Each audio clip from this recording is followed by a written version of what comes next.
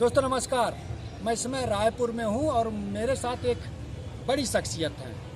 मशहूर अर्थशास्त्री और एक्टिविस्ट जादरेज जी हैं और झारखंड से चल करके आए हैं यहाँ छत्तीसगढ़ के रायपुर में जन अधिवेशन में हिस्सा लेने के लिए। तो इन्हीं से बात करते हैं क्योंकि एक एक्टिविज़म रहा है पूरे देश के स्तर पे, ज़मीनी स्तर पे जो सवाल हैं, मुद्दे हैं, जनता है उसके साथ खड़े होते रहें, उनकी उस पर लड़ते रहें। और एक बार उसी क्रम में छत्तीसगढ़ पहुँचे हैं। जादरेज साहब, आप झारखंड में इस समय रह रहे हैं, वहाँ भी आदिवासियों के सवाल हैं। इस बीच सीआरपीएफ के कुछ हमले भी हुए हैं, जगह जगह कुछ घटनाएं हुई हैं। तो वो घटनाएं पिछले दिनों के मुकाबले बढ़ी हैं या कम हुई हैं, और मौजूदा सरकार का क्या रुख है? मेरी समझ में ज़्यादा फर्क नहीं है, लेकिन वहाँ से शुरू ना करके पहले इस क्षेत्र का स्थिति थोड़ा समझना अच्छी बात।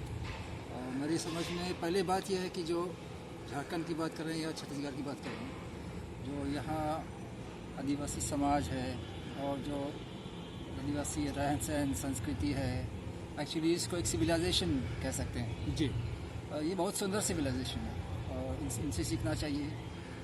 ये बहुत लोकतांत्रिक समाज है,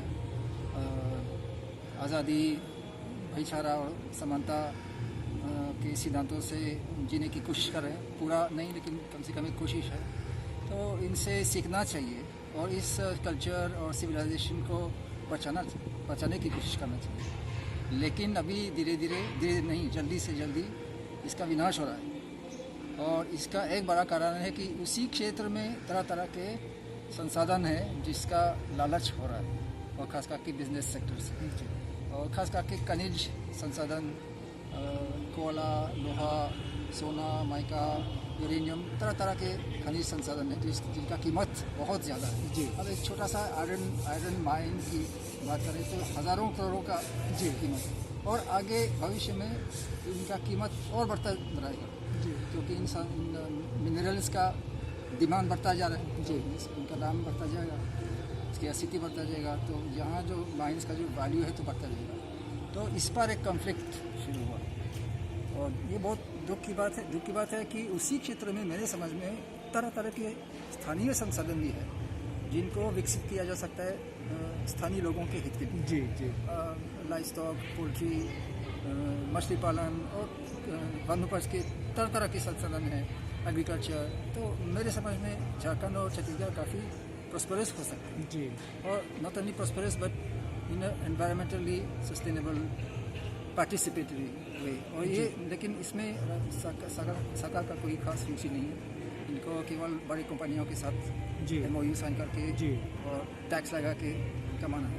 तो ये अच्छा, अब अगली बात ये है कि आदिवासी समाज का एक बहुत लंबा इतिहास है इस तरह का शोषण और अतिक्रमण का विरोध करने का जी, तो लोग विरोध करेंगे, अपने हिसाब से करने की कोशिश कर रहे हैं। बीच में माओवादी पार्टी आते हैं, उनको समर्थन करते हैं, उनको अपना भी एजेंडा है, और मेरे हिसाब से जो हथियार की लड़ाई है इससे समस्या कम नहीं हो रही, बहुत ज़्यादा पूरा जो कॉन्फ्लिक्ट सिचुएशन है इसका एक तरह का एस्केलेशन हो जाता है जी। उसके बाद CRPF आते हैं, कैंप बनते रहते हैं, रोड बनते रहते हैं, तो लोग दो न लगे रहते हैं, शोषण और बढ़ता जा रहा है। तो ये जो स्थिति, मुझे लगता है यही स्थिति हमारे सामने है, और दुख की बात है कि भविष्य में इसका गंभीरता शायद आसानी से कम नहीं होगा, समाधान नहीं दिख रहा है।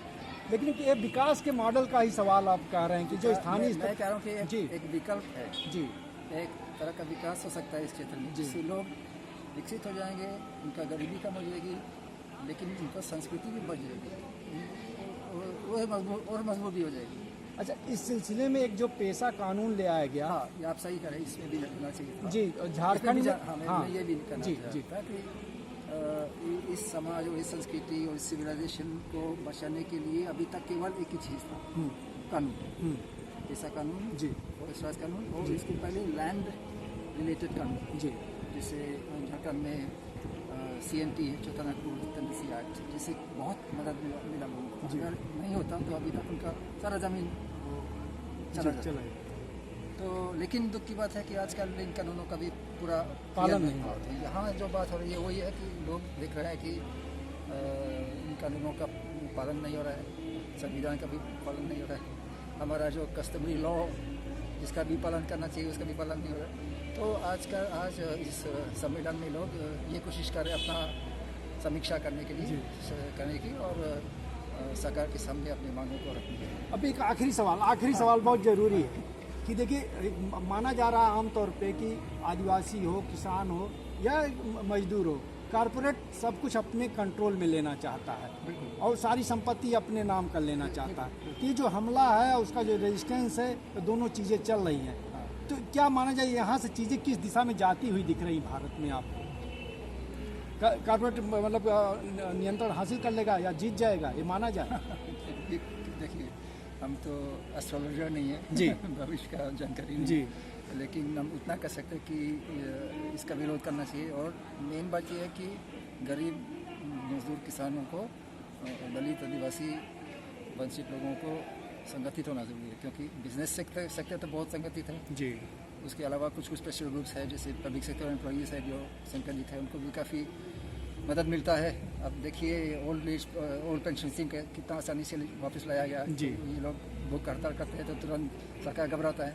तो there are some pressure groups of that kind, और खास करके बिजनेस सेक्टर तो सबसे संगठित है, लेकिन जो आम मजदूर किसान है वो संगठित हो जाएंगे तो तब उम्मीद कर सकते हैं कि एक विकल्प लाया जाएगा और दूसरा एक आर्थिक व्यवस्था लाया जाएगा। शुक्रिया। तो आप देख रहे थे यहाँ जो है जादरेज जी का कहना है कि जो कारपोरेट का हमला है वो जो है तेज है, सरकार के संरक्षण में चल रहा है और वो संगठित भी है। ज़रूरत है जनता को संगठित होने की। जो एक प्रक्रिया चल रही है वो अभी भविष्य के गर्भ में कितना हो पाएगा, एक बड़ा सवाल बनकर खड़ा हो जाता है। जनचौक के लिए मैं महेंद्र मिश्र।